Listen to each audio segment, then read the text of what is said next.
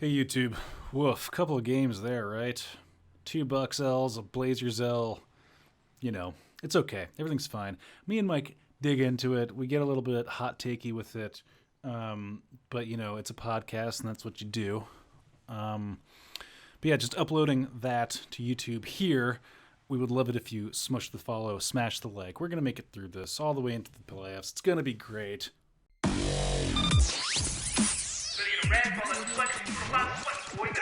Welcome back to the Glue Guys. This is Mike here. Say hello, Brian. Hello. Check us out on Twitter at BKGlueGuys, netsdaily.com. The Athletic. Get yourself behind that paywall. Go to theathletic.com/glueguys. Wow. And Brian? Wow, couple of pros. The Nets are floundering. Yeah. If they were a fish, they would be a flounder. Mike, what did you watch the games? Were you able to not avert your eyes while that was happening, not shield your face? Because those were some stressful games. All three of them bad for different reasons. I think if I'm going to be real honest about this, right? Oh, wow. I think positives and negatives. I have both positives and I have negatives. All right. But we're recording this on Wednesday at 1:11 p.m. And the Nets have lost 3 in a row. They've lost 2 in a row to the Milwaukee Bucks. The Nets, a team that was previously last week in the number 1 seed, is actually getting closer and closer to the 3 seed, which actually doesn't really matter, to be honest, the 2 versus 3. But, Brian, I feel like you're in an emotional place right now after that Bucks game. Tell me. Yeah, I don't know. I mean, basically here's why it's an emotional thing, because I think I reached a conclusion, Mike. And Yes. and sometimes conclusions can be good and they can be bad. And this conclusion was the latter. It was a bad conclusion, which is to say that we're not that good of a team without James Harden. It's just, I mean, we're good, but we're not good enough to get past, certainly not Milwaukee, maybe not Philly, but our hopes and dreams are well and get. Gotta have a motorcycle right when I'm getting emotional. Hopes and dreams are truly pinned to the James Harden return experience. And that's a conclusion that there's just no two ways about it anymore in my mind. It's locked in. James Harden is the engine that makes this train go, this locomotion go. He's the caboose. He's the caboose, the engine. He's We're throwing coal inside of him. Yeah. Getting him steamed up. It's like internal combustion engine. It's so obvious too. It's so conspicuous just how much he actually makes this offense work. It's funny because we were winning games without him, whatever, but we were like mostly banging up bad teams. Once we actually played against a team who was like committed to playing a version of playoff defense, it was like, which is, I think Milwaukee very much like rose to the occasion to be like, we're going to put our foot in the ground here about this whole Nets stomping their way to the finals BS we've been hearing. I think that there was plenty of bulletin board material going up, flying all over the bulletin boards everywhere. And there's just a bunch of tack boards. Yeah, it was crazy. Everyone's pinning up quotes. And they really dug down, played some real defense, and it effed us up good. It screwed us up in a variety of ways. Yeah, but the Nets still scored 118 last night, and they scored 118 after missing 10 free throws. Dude, in crunch time, when it mattered, when they turned up, that was it. That's how you finish games. That's how you close games. I guess here's the positive. I'll start positive that will spin out, and it lines with the point that you were just saying, which is that the Bucks were by far the more motivated team, right? Blake Griffin talked about it after Tuesday night's game, where he was like, Dante DiVincenzo can't get 6 offensive rebounds ever again. It's essentially what he said. I love calling out Delaware's own Dante DiVincenzo. Yeah.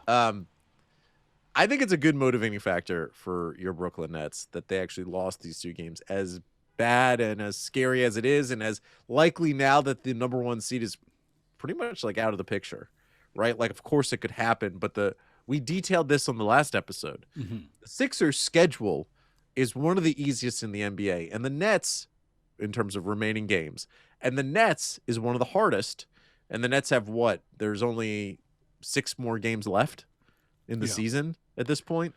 So the number 1 seed is not within grasp. It is far away.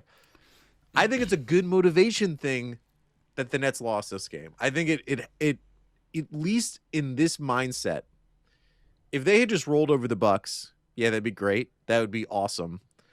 They would go into maybe a potential Bucks series just feeling like overconfident in not a good way. I think, in fact, this could be spun and be like, you could tell Durant and Irving were in the mindset like these games matter. I'm concerned about the role players that surrounded those two guys because basically no one else stepped up besides Blake Griffin maybe in that moment. We were going to have a Joe Harris conversation. Do you feel like it's worth having a Joe Harris conversation? Yeah, I mean, we could do that. Yeah, if you've got some spicy Joe Harris takes. He's not worth the money. He's terrible. Wow. He's the worst shooter. Wow. Oh my Lord. I'm a little worried about our friend Joe. I'm a little worried. Wait, let me guess your take before you give it. Is that okay? Please, I'm here. So, based on his past playoff experience that he doesn't rise to like high stress occasions, is this part of your argument that you're going to make here? And as we're getting closer to high stress games, that he's sort of receding into the background, that's cause for concern. I'm a little worried about Joe. So he scored 12 points in this game against the Bucks. He was 4 for 8 from 3. So you can't be upset with that. What are you so worried about? There are just moments. There's just long stretches of the game, probably because Kyrie has the ball and Kevin Durant have the ball, and then he's just waiting for a pass, and they're not really running the Joe Harris plays anymore because you don't run the JJ Redick coming around to screen plays, long developing plays, searching open for a 3-point shooter. When you have Kyrie Irving, Kevin Durant, you just don't run those plays, right? Like, because those guys, by their own force of will, should open up free shots for Joe Harris. And they have. And Joe is leading, I think he's still leading the NBA in 3-point shooting percentage, or is in the top 3 or whatever it is. But in these big games, there are times when Joe just doesn't do anything. And when you have James Harden out there, like, it's not going to matter as much. But the Nets really do need that, that fourth player. And I wish Joe's threat of 3 was a little bit more threatening to the other team at times. Like, I don't know if it spooks them the way it used to with Kyle Korver or, Steph Curry. I don't know. There's something there. There's something missing that happens in big games. It's not like I'm saying he chokes. Obviously, he's shot 50% from 3 on 8 attempts. Fantastic. I've been noticing a progressive. I just want a little more. I want a little more. I think KD is on your pay. Have you been noticing a progressive chirpiness going on between KD in general? KD's reached his sort of competitive, wherever that nerve ending is most exposed. It's there. You can tell he's in a state of agitation, which has been interesting because his leadership, his version of leadership is pretty acerbic, I'll say. It's a little bit intense. It's sort of the I was talking about this. It's a little bit of the Michael Jordan version of it, which is is it sardonic maybe? No, it's not sardonic. No, not at all. It's very literal. I forget who it was. I think it was Uncle Jefe Converde, even everyone's favorite, who Cinco de Mayo shout out.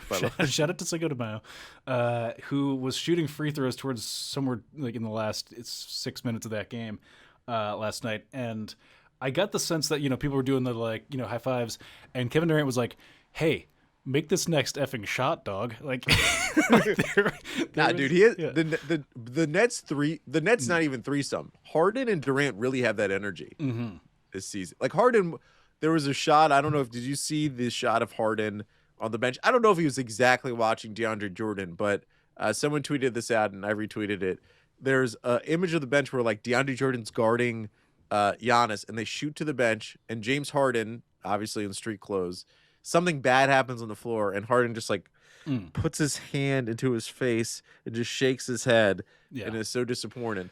There is that energy. This team, and I like the energy because I know that they care. I know that they want that championship with this team and with this squad. And I think Durant was showing that signs of there was a little bit of that energy of this should be a better we should be better right now. Yeah. Even without Harden, the team should be playing better. And can I also say that like the part that was really like when it was truly falling apart, like in that last, I don't know, 4 minutes of the game last night where it was like tied at 104 or somewhere around there, and then they went on like a 16 point run or something stupid like that, and it was all off these like kind of broken plays, but ended up in kind of layups and stuff of just like giving up a bunch of like offensive rebounds and having it just all be like sloppy, and then just like random Dante DiVincenzo putbacks. And it was really triggering to watch for everybody. And that's the kind of like, that, and then like to have that be going on, and then on the other end, like just super not executing in crunch time minutes from a Kyrie plus KD led offense was a meme before. So how much do you read into the meme of like basically without James Harden, Kyrie and KD equal a 500, around 500 team? I mean, because those are the stats. I mean, that's what I'm saying. I said read into the meme, Mike. So I'm not telling you that this is how I feel, but this is basically like what it is. I forget what the number is, but it's basically 10 and 10, something like that. It may be a proper meme if it's Kyrie KD without Harden, Karis LeVert, Torian. Like, hang on, let me recontextualize this for you. We are a 500 team with.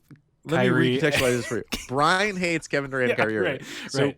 No, I'm recontextualizing those recontextualization. I came at this with like, it seems like it's not what's actually literally what's happening, and it is. Yeah. We are literally a 500 team when we have those two guys and not James Harden. So that's actually you literally what's hate Kyrie Irving and Kevin Durant. I literally hate you right now for give Kyrie Irving his due. But the point is like, do you worry about that number at all? Does that need to be higher? Okay, so the worry, total need to be higher? The worry would only come in if I believe that James Harden's not going to come back healthy, and I can't answer that question. I want to put that in a vacuum. Because obviously, yes, that changes everything, and that's great. Is this like an average to above average team without James Harden? Yes, yeah, and that's fine because as I said. Not only is James Harden not playing, but all the guys you gave up to get James Harden, the idea of giving up all that depth to bring in Harden is that then you have 3 stars and you're amazing. This team needs James Harden. Like yes, they need James Harden. You hope that he comes back healthy. You hope he doesn't re-aggravate his hamstring. He's traveling with the team. That's usually a good indication that he's coming back soon. I think Nash even said something like he's progressing on his way back. I'm done with progress. I want to see production. Is he going to play a regular season game? Is he going to play another one? I think he is. I think he is. There's 6 games left, as we said. Yeah. If I can do my math correctly, which someone's going to be like, you didn't do math correctly. Is he getting 3 games in there? How many games is he getting in? Well, I'm going to take a peek at the schedule as we're talking. But so do you think, I think he will. Do you think it's necessary? Like, do you think there's benefit to giving him regular season games to sort of work in the flow? Here's the schedule as it lays out going forward. So the Nets play at Dallas, Luka Doncic and the Dallas Mavericks on Thursday Night Basketball, TNT, against your Brooklyn Nets in Dallas. Then they go to at Denver, a 10 p.m. tip. Brian and I will be on Twitch live streaming. Well, Brian will be. I don't know if I will. And then at Chicago. And then so it's at Chicago, Spurs home, Bulls home, Cleveland home to end out that season. That's a nice. The Nets are probably not going to get the 1 seed now. I don't know how much they care about 2 versus 3, but that's a nice progression after coming off those 2 Dallas-Denver games, going into sort of like a nice cushy landing spot. Mm-hmm. Those home games are interesting. Now, Harden's on this road trip. That again is an indication that he's going to come back sooner rather than later. There's 3 more road games to go. Could he return at Chicago for that 1 game? And then it's a back-to-back. It's Chicago Tuesday, Spurs Wednesday at home. You sit out that Spurs game. And then it's a back-to-back Saturday, Sunday matchup, Bulls, Cavs. Harden plays another Bulls game on that Saturday and then sits out the Sunday game to finish out the season. I could see that happening. This team needs. Here's a take, right? The Nets need James Harden. Yeah, they do. This whole thing is built around not just Kevin Durant and Kyrie Irving. Can we also just quickly take a look at when Ramadan is over, just for not for unrelated purposes, not relevant. No, well, you could say because it seems like Kyrie Irving is celebrating. Yeah, he's doing Ramadan. He looks participating. May 12th. May 12th. Is the end of Ramadan. I'll say this: he's been playing okay. It seems like to come and go. Pretty great. He's been playing pretty great. I mean, okay by his standards. He's 38 points. He had a great game last night. But like in looking and watching his demeanor, and his he's looked like he's lost some weight in the face. Even like, are we? I don't know. I would like that. I would. Are we worried about that? I don't know if we want to. Yeah. Honestly, I don't know if we want to have a Ramadan take. Fair enough. Okay. I'm just saying he looked like Emil Hirsch in the third act there of Brian. This is me talking to you. Yeah. I'm going to take out the Ramadan take. Okay, fair. I appreciate it, but I guess I have to too for the YouTube now. I'm leaving it in. James Harden, I mean, Kevin Durant's the singular talent, right? Like he can get off a shot whenever he wants. Harden's been the best player on the team. He was the MVP candidate. When he was playing on the team was incredible. We haven't seen the big three play together really at all this year. But Harden is the guy who, if the team sucks around him, he impacts winning the most, right? Like, I think if we were power ranking sort of if you only could have one of them and you wanted your team to be competitive, I would put Harden above Durant, because Harden controls the ball more. He dishes out. He hands more assists. He's more able to sort of be the entire offense while also keeping the shooters involved. Where as great as Durant is, he's just not he's ultimately such a unique weapon, but he isn't this sort of all-consuming force in the way that Harden is. Yeah. This team needs Harden, and James Harden makes a massive difference in a Bucks game. But there's things in the Bucks game that I could feel like could be positives and could be negatives that we could discuss in some level. I'm trying to think of what kind of weapon, if I was doing a killer comparison of a kind of what kind of, and because Kevin Durant, Harden's a Gatling gun. If we're like a Civil War era, like a that thing that spins super inefficient, inaccurate out his That's you not can tell not a big gun family guy. Not weapons weren't a part of the Smelts family. You could even go into video game weapons, but I'm saying Kevin Durant's why he is an effective weapon. RCP-90. He's almost have you ever played Perfect Dark? No. On N64. He's like the Far Sight, which is just wherever you are, it kind of shoots through a wall and hits the thing. That's what it is. We could do GoldenEye weapons to Nets players. You should pick up that Perfect Dark. It's aged really well. You'll love it. I'm gonna walk over and go to GameStop after I can unload all my GameStop stock, and I will buy Perfect Dark. Let's do this. We're gonna take a quick break. Coming back, we're gonna dive much more into Bucks, Nets, and then spin it forward. Mm-hmm. 1 sec. Do you cut this out of the YouTube? Like the pause? This? Yeah. No. Okay, good. Shout out to YouTube. What's up, YouTube? Sorry, YouTube. I'm freezing under the pressure. Okay. All right, Brian. Here's the things. This is a new segment. Things I like, things I'm mad about. Okay. So the things I liked in the Bucks game were that Durant and Kyrie, I mean, they were pretty amazing, pretty great. They put up, both of them put more than 30 points. Durant missed the 2 threes at the end of the game in that same possession that, would have brought the game, I think, within 1 possession or 1 point or whatever it would have been. Durant missed the shot that you wanted to see him make, but both were pretty great. And I'm a person that believes you learn things from losses. You learn more from losses than wins. Can we talk about the sagging defense though on Giannis? Can we talk about the way the Nets are attacking Giannis for a second? Yeah. I understand it, right? That is what you should do. That's what everyone in the NBA has done against Giannis. I feel though that all these past 2 games have done is just give Giannis even more confidence going into a potential, second round matchup against the Brooklyn Nets, because he, from game 1 and then the first half of game 2, was hitting threes at a ridiculous rate for his career, and it just made the Nets look silly. But do you think that this is playing rope-a-dope with our true secret weapon, who only played for 5 minutes in our back-to-back series of Nick Claxton? Is that the long con?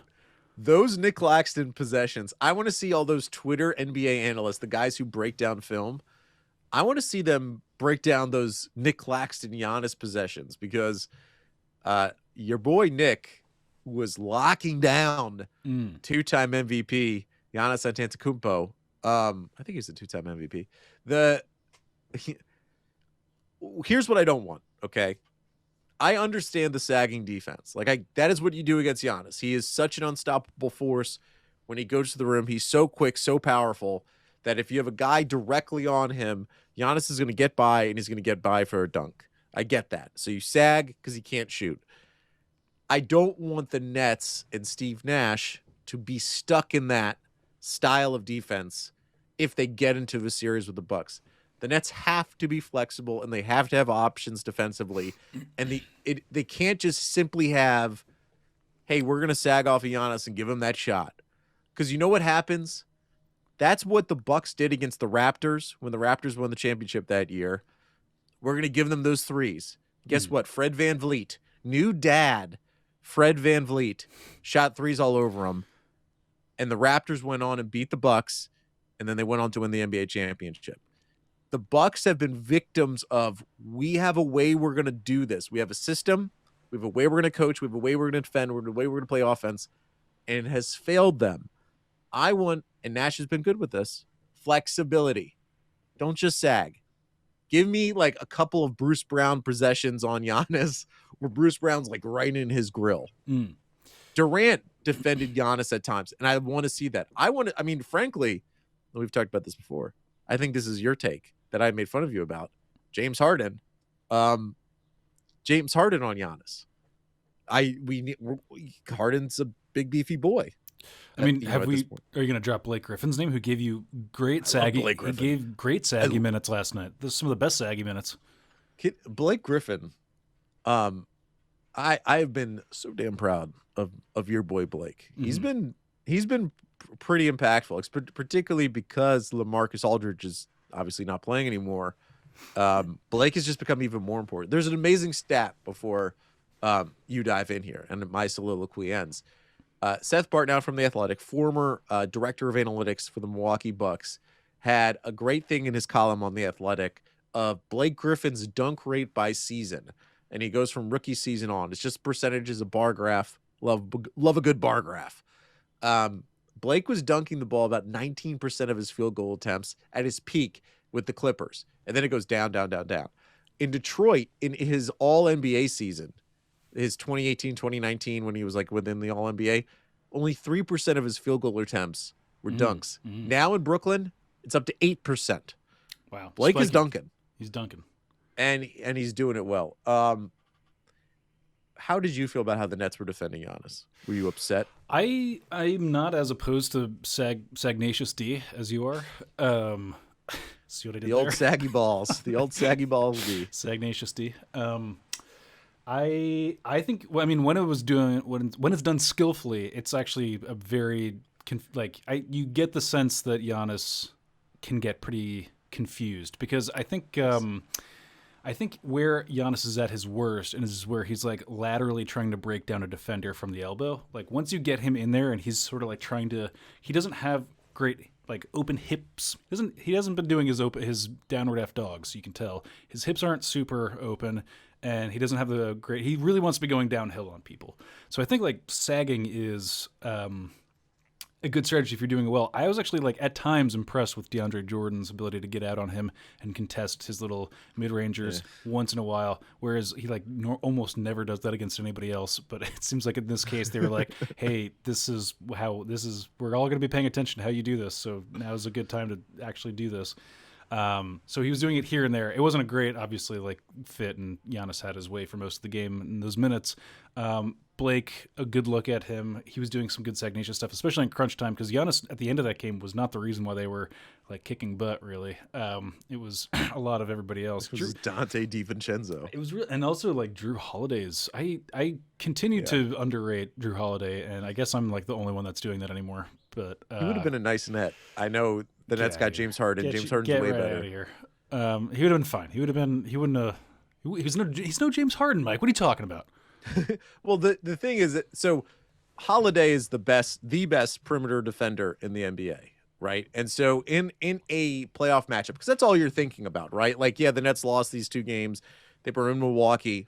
There's all the caveats that we could lap onto it.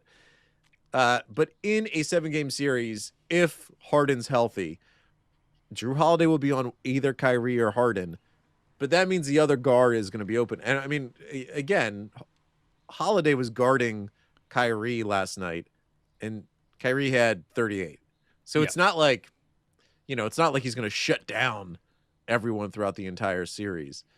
The thing that bothered me beyond the sagging defense, the old saggies, it's just that it was just too damn easy for the Bucks. Yeah. Like offensively, there was no pressure, right? Like the Nets didn't give it an obscene amount of points. They didn't give up a Oklahoma City Thunder to the Indiana Pacers obscene amount of points, or any Wizards game in the history of the world. But it just didn't feel like. It felt like the Bucks were dedicated and intense and trying to do everything they could to win the game, where the Nets were kind of like feeling themselves out throughout the game and not. Well, for the entire series, dog energy. We weren't playing any of our dogs the entire series. We played 5 minutes of Nick Claxton, 5 seconds of Bruce Brown, no Alizé Johnson. I mean, what kind of dognacious D are you going to get without the? I'm just going full dognacious every D. And the expectation that we're just gonna we're like Mike James is gonna flip that switch it ain't it. You hate Mike James. I'm not loving Mike James. Impactful minutes. He's okay. He's fine. He scored 10 points in 10 minutes. Yeah, he was in during a lot of the other like parts that weren't going so well. Yeah, that's true. That is true. I find Mike James an unreliable defender. I'll say that. He scored 10 points in 10 minutes and had a -8 plus minus. Yeah. Anyways, so I'm not trying to dog him specifically. You throw in Landry Shamit's name or anybody else because I didn't see throw him, Landry Shamet in there because I didn't see him turn up. 6 from 3. But anyways, I don't know if there was, again, we're like kind of like joking about this, but if there is a long con here where we're hiding all of our like high energy players to not play against the best teams, that's one version of it. But I would have liked to see a whole lot more Bruce Brown, a whole lot more Nick Claxton. In the one like sequence that Nick Claxton was in, he looked amazing still. Like there was a great moment where he closed out perfectly on a Bobby Portis 3. And then when Bobby Portis made his move to go around the closeout, he switched off perfectly on Giannis and caused a loose ball that ended up in his steal. It was like, for a guy, anyways, we've talked about Nick Claxton's defense forever, but those he's one of the few guys where like defensive moments like that stick out in your mind. And he was just not playing. He just was not playing this whole series. So yeah, I mean he was coming back from COVID. Yeah, of course. I mean, I'm not saying the classic ramp. Yeah, they're ramping him up, but I was just saying like that's a big part of any. As crazy as it is to say at this point in the season, or maybe not, it's I guess less crazy at this point in the season. He's a big part of whatever strategy we're throwing to shut down a Giannis, not shut him down, but to do any kind of defensive strategery. That's going to be a name that you throw at him, and we just weren't doing it. Yeah, and he I mean, we joke about James Harden's D on Giannis. Not that he's going to be guarding on, but like the guys who can press up on Giannis and make him feel a little bit more uncomfortable are Nick Claxton and James Harden and Kevin Durant. But Durant, you're just not going to. I don't feel comfortable putting that workload on Kevin Durant. I didn't like that Durant was guarding Giannis at times, and then he was getting PJ Tucker at the other end. I wanted that. Let's go back and forth. I think Durant wanted that. I think he was getting frustrated with the asymmetry of that whole situation, and also PJ Tucker's annoying. But if you look at the plus minus, and again, plus minus is silly. It doesn't tell you really anything beyond. It does not the whole picture at all. There's something that I feel like something's going on with Jeff Green that we don't fully know about in terms of there's like a lack of pop. I mean, he's obviously had amazing dunks recently, and so it's not like athleticism pop. He's just had these like this is just the Jeff Green experience, I guess, the classic Jeff Green experience where there's some games where he scores 27 and he has makes 5 threes and has 2 great dunks and gets a bunch of rebounds and is super active. And then there's a game, I mean, he scored 10 points and had 5 rebounds. That's all you can expect from Jeff Green. But I'm not going to sit here and take this Jeff Green slander. That's for damn sure. I'm looking not on Cinco de Mayo of all days. Happy birthday. I'm a little shook. Mm-hmm. Okay? A little shook. And we've been talking about it all season. Everyone has been focused on this Sixers Nets. What are the Nets going to do with Joel Embiid? Oh my God, that's so scary. You and I have been saying all year, the Bucks are actually the team that are the worst matchup for the Nets because they have so much length plus athleticism, and they have the best perimeter defender in the NBA in Drew Holiday. They can just make the Nets very uncomfortable.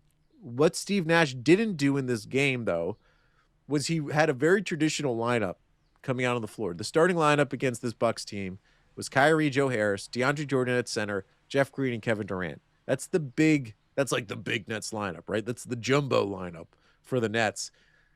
The Nets didn't do small ball. They didn't really go Kevin Durant at the 5, surround him with Joe Harris, Shamet, and then eventually in the playoffs, Kyrie Irving and James Harden, right? Like, the Nets have that lineup that they will hopefully be able to have in the playoffs, and it will force Brook Lopez off the floor. Not that Brook was like incredibly impactful, but it's going to force him off the floor and force the Bucks to be flexible, something Mike Budenholzer isn't. Mm-hmm. Budenholzer isn't flexible. This has been his problem his whole career as a coach. He has an amazing system, but he likes to have his team play a specific way. Mm-hmm. The thing that the Bucks have this time around, though, that they do have PJ Tucker. And Tucker only had 3 points in this game, but he is still this sort of like this oddly impactful guy, even when he only has 3 points in a basketball game. I don't know, Bri. They need James Harden, okay? Everything looks different with James Harden. Everything changes. He makes the team better. There was something else a lot of people were really upset with on Twitter last night, Bri. Okay. I want to get your thoughts on this. Sure. So the Nets had a stretch. There was an amazing stat that the TNT broadcast put up going into the fourth quarter. The Nets had the lead going to the fourth quarter. The Nets had basically won like 31 out of 33 games where they had the lead going to the fourth quarter. And the Bucks were like 4-17 if they were trailing in the fourth. Okay. And the Bucks ended up winning this game. They only had a 2-point lead, I think, going into the 2 or 4 point lead the Nets did. But as the Bucks got the lead and then began expanding it, the Nets and Steve Nash did not call a timeout. People were very upset that Steve Nash did not call a timeout, and he was asked about it in the post-game press conference. And Steve Nash said, "We could have called a timeout here or there for sure, but there's also a part of our team that you want to learn to problem solve." And then he kind of went on to say, "Could I have called a timeout? Sure, but also, maybe I didn't want to," which he didn't really want to. Did you feel like how much blame does Steve Nash get? It was the lack of timeout would that have altered the fabric of the future? Could everything be different? Was that the butterfly effect for the future? I mean, I would say it was part of a chorus of things that were not going well. But I will say that when I have when I take ayahuasca and see myself as a professional NBA coach, what kind of a coach would I be? I think of myself as a pretty auto timeouty kind of guy, a reflex timeout kind of guy. I just feel like you're not taking them to heaven with you. You got to use those timeouts. You got them. Let's go. If something's going wrong, got them, smoke them. Yeah, exactly. So I err on the side of stop the bleeding, the triage timeout. I understand that that's everyone's got their own way, and I don't know that there's ever been a longitudinal study about what's the best way to. That would be a good study. I think it would be a good study. I don't know how that would be tough to kind of figure out the parameters of it, but to figure out like teams going on a run, the other team when they call timeout, the effect post timeout. I don't think it'd be that hard. I feel like you could sort of. Well, you would have to do a poll on when is the time where it's become timeout time. That's sort of where you need to get a consensus on, right? I think you could figure that out, right? The consecutive baskets made by opposing team right into a timeout. It's probably 5 baskets in a row. There's a range. Whatever, there's going to be a range. Yeah, there's a range. Let's do this. Let's do this study. Glue Guys Institute. Who wants to fund this research? But anyways, so I'm saying Yes. like, I also acknowledge though that that's not a universal norm, right? That's like there are coaches who are notoriously reflexive timeouters, and there's plenty of very good coaches who are definitely not that way. I can't think of any examples right now, but I'm sure there are Well, plenty. so I have an example, and this is how I'll defend Steve Nash. Greg Popovich Yes, is the Popovich type was. of guy. I was going to say it was Pop, but I thought anyways, yeah. Pop is the guy who for many years has used the regular season as a laboratory to figure out things about his team, to allow his team to work out things, and he's classically at various times been a non-timeouter. He's the type of guy who will let his teams work out their stuff. He does odd lineups. He puts guys in the starting lineup and mixes and matches. And he will also not call timeouts at specific moments when other coaches would, just to see how his team would react. Mm-hmm. Now, so if you're doing something that Popovich is doing, it's probably a good thing. And I think overall, you don't want to be how did you describe yourself? An auto timeouter? Yeah. What was Something like that. Yeah. So I think as a coach, like, I don't like the energy of like, oh crap, we just gave up 4 straight baskets. Coach is going to call timeout. He's going to save us. Like, Mhm. I like a coach like Steve Nash being like, guys, figure it out. You guys are good. You've won championships. Why don't you try Yeah. to figure it out on the floor? And he's done that the entire year. So I was completely fine with the lack of a timeout. I am not a apostle of the timeout army. Can I say something? Is there a way to track what coach leads the like? Does anyone keep a record of how many people have timeouts that like they didn't use over the course of a game, and who has the most of those? Because that's You're forcing me to Google. my like board game brain is thinking about like it's a resource to be used. It's you're putting yourself at a disadvantage in the macro if you're not using all of your resources in the time they're supposed to be used. Is that a thing? Are you Googling it right now? Yeah, I mean, this is It's a tough way Google. too. That's going to be a tough Google. There is a Reddit. Yeah. Which coaches call the most least timeouts? But this is from 5 years ago, and the first hit is Jeff Hornacek. So I don't know if it's like the best data. It's good data. That There's checks 9 out. comments. Yeah. And it's from Suns. It's from Suns Reddit. Got it. So that's why I think about Jeff Hornacek. So it's a joke. Yeah, it's a joke. Damn. Yeah, I understand everyone who thought that the Nets should call timeout. Steve Nash called timeout during the fourth quarter as the Bucks they got the lead and they were expanding the lead. Those are times when you see every other coach in the NBA do that. I support the sort of the let the players figure it out or try to figure it out on their own theorem. I support that. It is a Popovich thing, and not that Steve Nash played for Greg Popovich, but you can see that there's a lot of sort of the similar DNA in between the two coaches, where Steve Nash is just a nice guy and Popovich is just a grumpy guy. With the media. I'm fine with it. I'm fine with it now. The thing is that's going to be different is that in the playoffs you can't just let guys work stuff out because each game matters so much more. So I am interested to see, that's like Nash again, like Pop has used the whole season, partly due out of, he's forced to do so as a laboratory. Guys have been in and out of the lineup.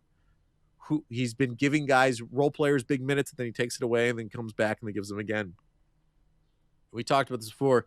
Is Steve Nash going to become much more regimented in the postseason? Because you kind of need to be that way.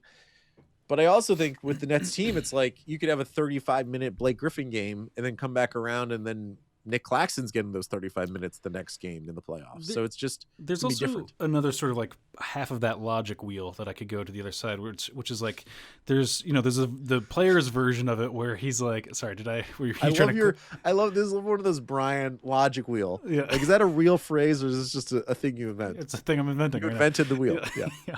We're looking at like players. Can they problem solve?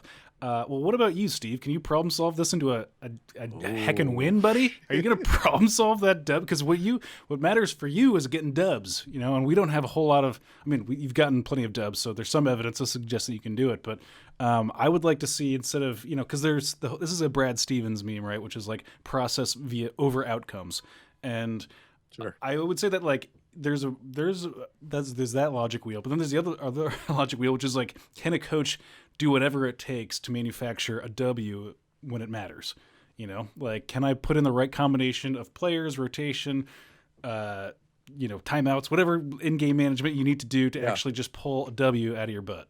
And that's a great, because we haven't had the Steve Nash is a maestro game, right? Like he manipulated the lineups and the timeouts because it's one of the few things a coach can really do to halt momentum in a game. We haven't had that, right? And the after timeout plays and he's pretty good at that. I mean, obviously he's a basketball genius. It's very convenient to be like, well, I wanted to teach them a few things about their problem solving issues. Like, all it's right. like when my son has a meltdown at the grocery store. It's like, I just want to let him. I just want to work through those feelings. You wouldn't recognize it, but this is a lesson we're teaching him right now. Yeah, I mean, I understand. Like, I understand both sides. I understand the call the timeout people, the cabal of call the timeouters, and the anti timeout army. It is a cabal. It is a global cabal. Yeah. But I do think it matters. So Nash also had this quote, and it's weird how ESPN sort of aggregated it in this way, where the aggregation headline for Steve Nash's quote was Nash: the Nets have a chemistry gap. Okay. And when you listen, so when I read that, I'm like, oh my God, Steve Nash is throwing these guys under the bus. When you listen to the video, which is what it was, Nash is just talking about how he's like, we have one team, the Bucks, who've played together for many years, and they run a system, and they're great in the system, and it's given them a lot of success. And then you have us who, we're a new team. A lot of the guys haven't played together, and we're trying to make up the gap. How do we fit that gap of chemistry between how the Bucks play and how we're playing right now? Can we sort of get our team together? And I love that too. And I think that's why you see Kevin Durant playing 40 minutes. And that's why they will want James Harden, to link it back to what we talked about earlier. They're going to want to see James, like, if he's healthy, they're going to want to see him play regardless. He'll want to play. Yeah. And I think they want to get mins for James Harden, Kyrie Irving, and Kevin Durant to play together, even if it's a Cavs game at the end of the year that has no impact on the standings. Big time. They're going to want to, you just want to see it to happen. Do you want to do playoff matchup update real quick? Yeah, please. Is it going to be about the Wizards? I bet it is. Play the sounder. Playoff matchup. The Nets are currently the 2 seed. They are a game and a half above the Bucks. The 76ers. The 76ers are the 1 seed. The Nets are a game and a half behind the Sixers. It's unlikely that the Nets at this point, having lost the last 3 games and the Sixers winning the past 5 games, that the Nets will catch the Philadelphia 76ers. But this is how it stands right now. 76ers is the 1st seed. They would play whoever would be the 8th seed after the play-in. The Nets are the 2 seed. And right now the 7th seed is your Boston Celtics. Wow. We've talked about this a bunch, right? And I'm going to ask you it again because every time it's different because the teams are playing different.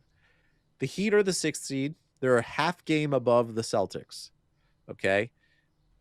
The Celtics are the 7th seed. What's the gap? How much would you rather see the Celtics versus the Heat? I mean, lately the Celtics have looked a mess. I mean, based on what I've been seeing, and their star players are banging each other on the knees. That being said, yeah, I don't know. I feel like it's a considerable amount. I would prefer to play the Celtics in this moment. I think also it'd be a nice little part of our narrative arc because I feel comfortable playing them. I think we would get that W. It would be a nice part of the narrative arc to be like, and now we beat you in the first round of the playoffs after all that riffraff about picks and all that good stuff. Yeah. We stomp the Celtics out of the first round and get Danny Ainge fired. Right. That would, yeah. And if it ended in Danny Ainge getting fired, then it would be truly a Jason Kidd-esque kiss. That's a perfect kiss. The Nets just lost, 2 games or 3 games in a row, but 2 games against the Bucks that kind of feel like a little demoralizing, even though they were close games. But if the Nets, like full force, James Harden, Kyrie Irving, Kevin Durant played the Celtics in the first round, that was like the consolation prize for not getting the number 1 seed. Mm-hmm. They played the Celtics the first round, beat them in 5 games. And even the one win the Celtics got, it was just like that game 3 or game 4 situation where it was like the Nets just didn't care. And Danny Ainge was like just pushed out Yeah. and like move to a different part of the organization. I want them to bring Billy King back in. Yeah. I want the Nets to bring Billy King No, out. the Celtics should hire Billy King then in that scenario. I want Billy King to come down from the rafters in the Brooklyn Knight costume, like Sting from NWO Sting, and I want him just to wave. I mean, obviously no one should be celebrating the Billy King era, but I do feel like we kind of Billy King has been made to be a little bit too much. It's a bit of a pariah. It's unnecessary. It's unnecessary. We all pretty much understand that Prokhorov pushed for that trade in that level. You're not allowed to say that. This is going to dredge up a whole lot of PTSD. As much as the deal was not what it was before. There was like one draft pick, and it was like just for Kevin Garnett, and then it became the thing it became because ownership wanted to go big. And Billy King's, the GM, and he accepts responsibility for. But again, it's so I want Billy King to come down from the rafters in the Brooklyn Knight outfit and unmask himself. Yeah, and just stare down. Does he give Danny Ainge one of these a tombstone pile driver, a stone cold stunner, or a rock bottom? Your choice. What do you think Billy King's giving him? I think a stone cold stunner. I feel like it's a stunner. I think a big swift kick to the gut. Yeah. Dropping them down and then clapping some Budweisers together. Yeah. I think that's correct. I just saw the meme of Stone Cold giving Undertaker the beer, and then Undertaker looks at it for 30 seconds and then drinks it. I have not seen this meme. Oh, it basically symbolizes enemies becoming friends. Right. Right. Poetic and beautiful. Sounds good. So I got to say that would be, and obviously there's like the Kyrie Irving going to Boston factor. And, obviously I don't like that. I don't like that energy. But, the Heat are the much better defensive team. Over the season, the Celtics have been the better team than the Heat. The Celtics point differential is 1.6 positive, where the Heat are negative 0.5. Yeah. So they're roughly the same. But that, again, Heat are better. I don't really want the Heat in the first. Something that's also just been, this has been an interesting season for a million reasons, but also it's been so volatile with like when a team is good or isn't good. Like the Wizards right now are having a bit of a moment. And it's actually a pretty interesting season for having this play-in tournament for the first time because there's been such sort of volatile ups and downs in. What are you looking for? Are you looking at something? Googling? No. I thought my recording had stopped. Oh gosh, and it didn't. Yeah, Oh Lord in heaven. Yeah. Anyways, it's a good season for to experiment with this play-in tournament, despite what everyone says. I'm pro play-in for the moment. Yeah, LeBron because they're the sixth. Now they're back at the 6th seed. And they're outside the play-in tournament, and the Trailblazers are the 7th seed. And so, anyways, so it's incredibly, not getting the 1st seed is a real blow. I mean, it's not over yet. There's a lot. I'm over it. I'm past it. Now we're playing Boston in the second round. Who cares? Forget it. I think the moment James Harden steps on the floor, we're gonna feel pretty good about ourselves, right? I hope that it immediately comes flying back. And I hope that he plays more than just like 2 regular season games here. Right? He's also on my fantasy team, so for those, I'm in the finals here, built up with it's all smoke and mirrors at this point. Thank you all for listening at BK glueguys on Twitter. Thank you. There's a couple of people that have been hopping in the Apple Podcast ratings. Oh, so we're over I think 300, and I appreciate it. Let's get over 1,000 by tomorrow. Would be super cool. 5 stars. We want them. We need them. Shout out to the Discord. Link to join the Discord is in the Twitter bio. There's a little, it says chat, and then there's a Discord invite there. And then you can come in, and we're all hanging out, guys. We're all hanging out. And we Twitch during game time, all that good stuff. Lots of good. We're just a real media enterprise here. An empire even, Mike, with you involved. Thank you all for listening. Jeez. At BK Glue Guys on Twitter.